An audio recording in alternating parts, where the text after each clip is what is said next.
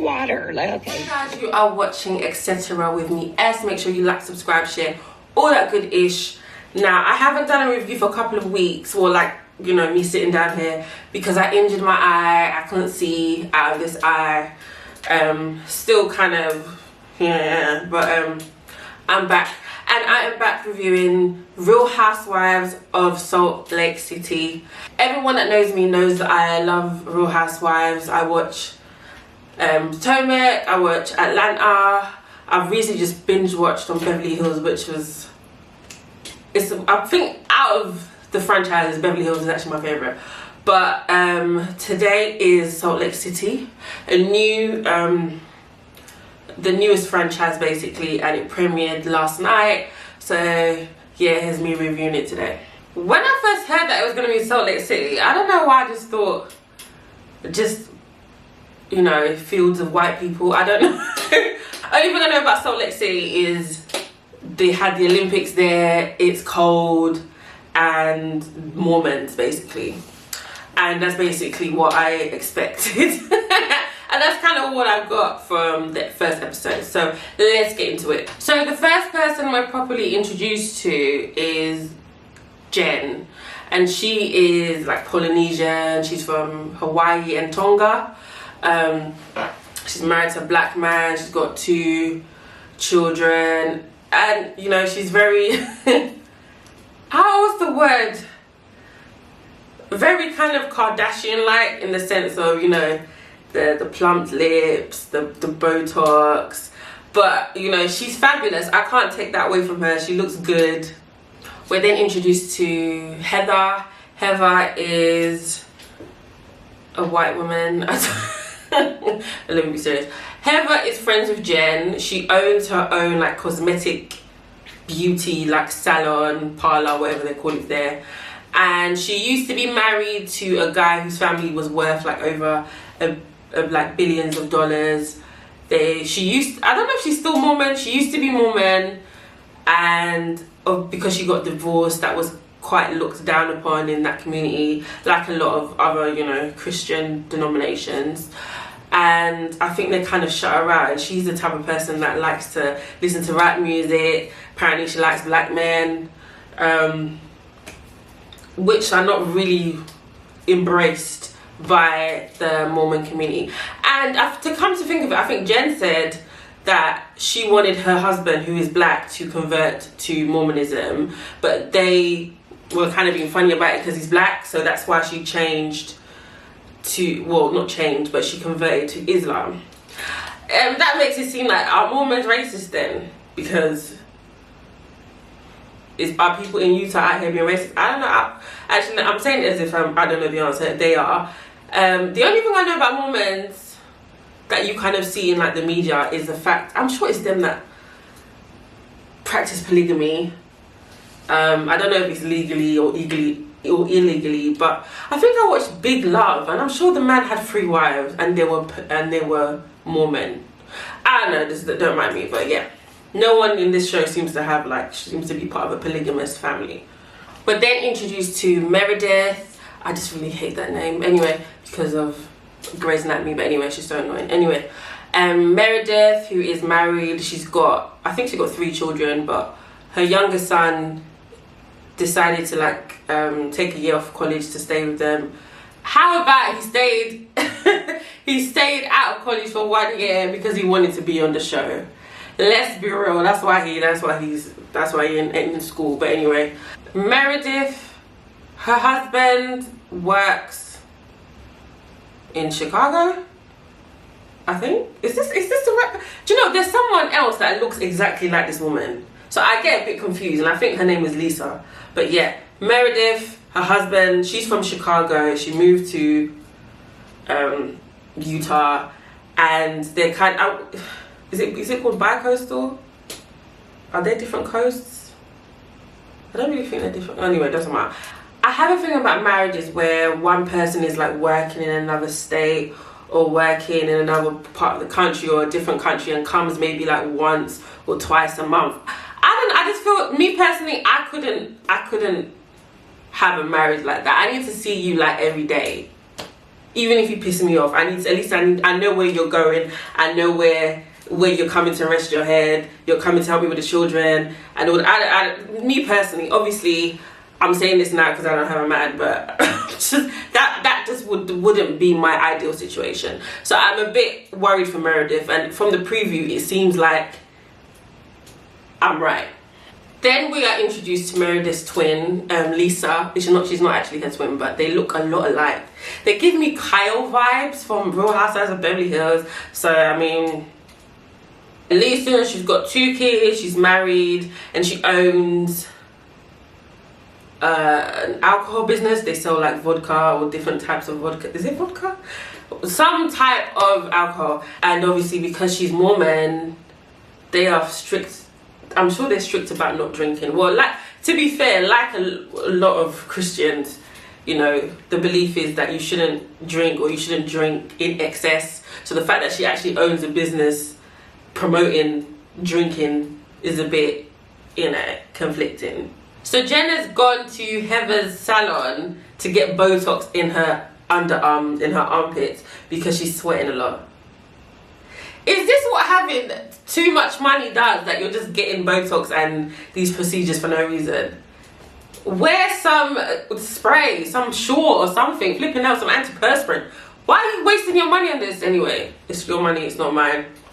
So we're now introduced to Whitney. Whitney is having like a wedding vow renewal or something like that with her husband, who is almost 20 years her senior, who she was already married when they first met. He was already married when they first met, but they started fucking and having an affair.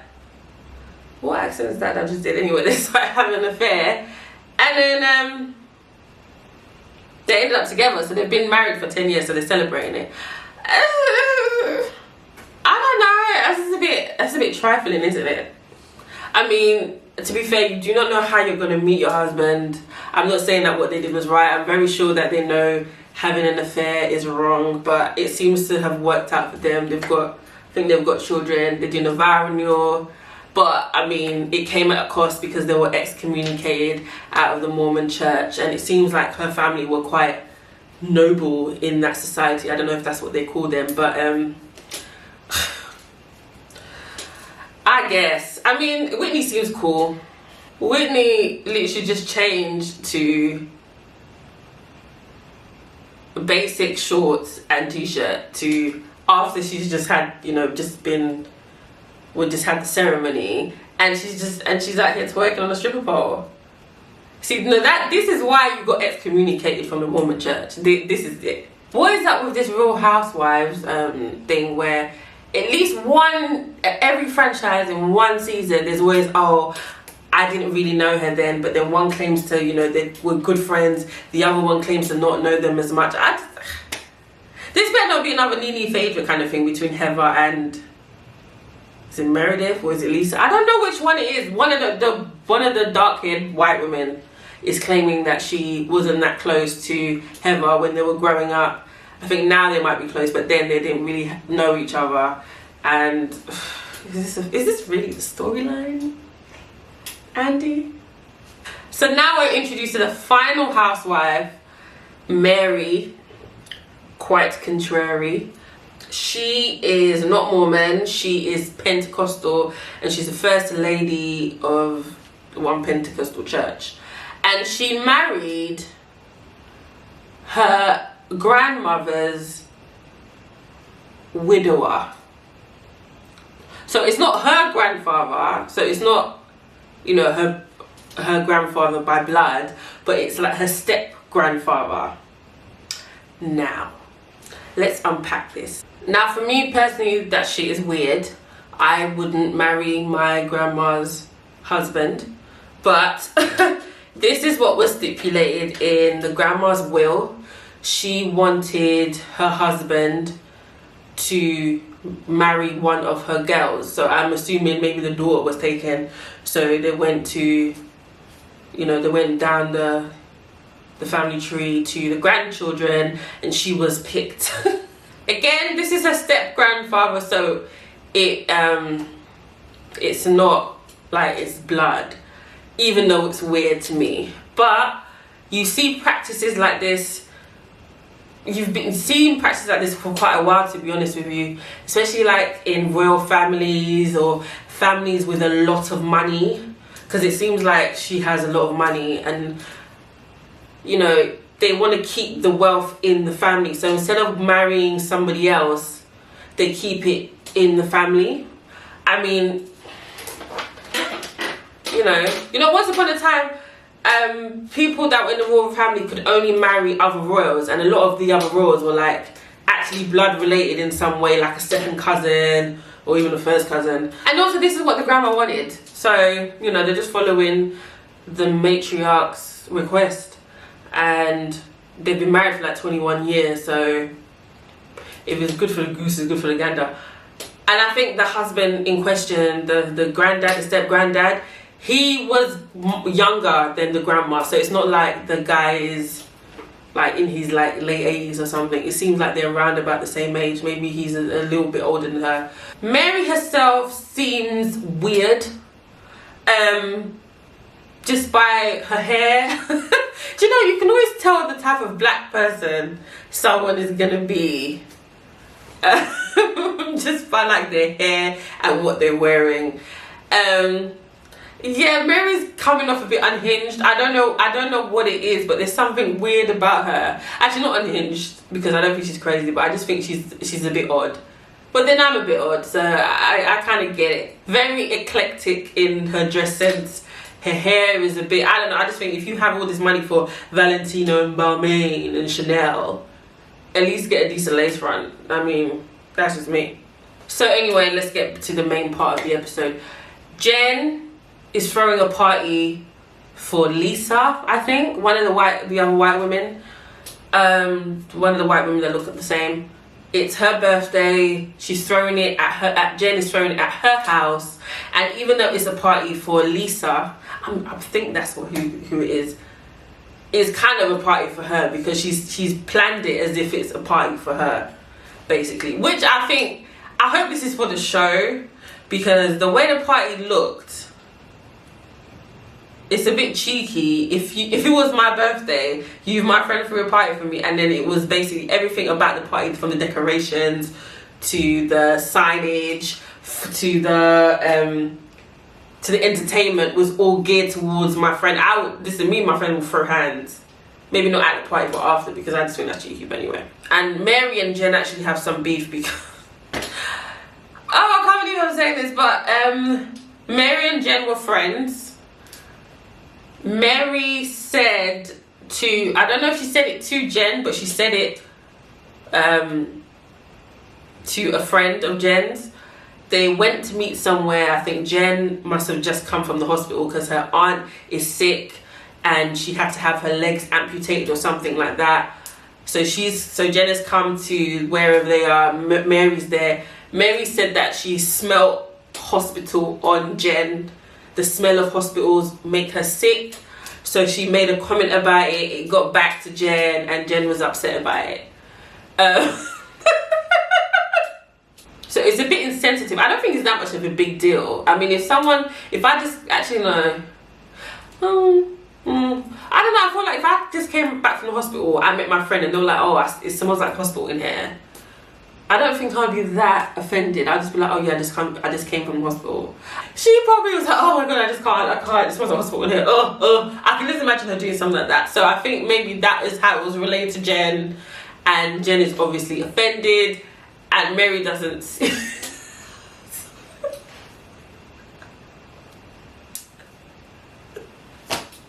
Oh my god, Mary's actually mad.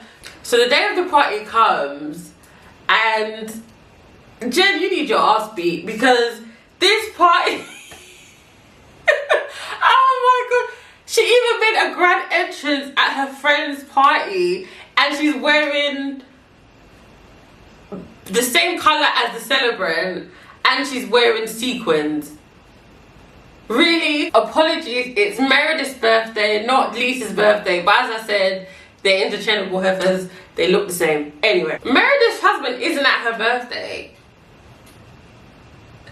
You see, this is what I mean about having your significant other living or working far away, because they end at least 1 or 2 important events, like your birthday or an anniversary or like a child's birthday or something. They have to probably miss one of them. And I feel like if it's something that's been happening for a long time, you know, he's probably thinking, oh, it's just a birthday, it's not like it might not be a milestone birthday, so, you know, I'm not even gonna bother trying to come. Really? No. Oh, Mary is insane. Oh my god. Do you know what? Even I might not have been offended by the hospital comment, but if I was Jen, after watching that confessional where Mary was like, what do you want me to do? Your aunt's legs are gone. How can you get an amputation at 60? Oh, this isn't funny, but nah, Jen, you actually need to beat Mary up when you see her next time, because no. My thing with Mary is, you're supposed to be a pastor or like a first lady of this big church. I mean, surely you can see your friend was offended by what you said. Just apologize and say, oh, I'm sorry, I didn't mean to offend you. Mary, pastor, apostle. Anyway, Sha, that was basically the episode. I enjoyed this episode. I think the casting in this season is good. Yeah, different types of women with stories. I feel like with the other Housewives franchises, you know, a lot of it is like, okay, we have money. Well, most of them, you know, we have money, we meet up for lunch, we go on these trips, we talk about our relationships. It's just that kind of same dynamic, but I think with what Salt Lake City brings is the religious side of it, the Mormon side of it, which is a different dynamic. I mean, I know a little bit, very, very little about Mormons, but obviously I'm assuming because it's such a big thing in that state, in that city, it's going to come out in the show, which I think is just, it just adds a different flavour to, you know, the show, and I feel like it's going to do well. So I will be watching. You guys should watch too, and I'll see you for the next review. Bye.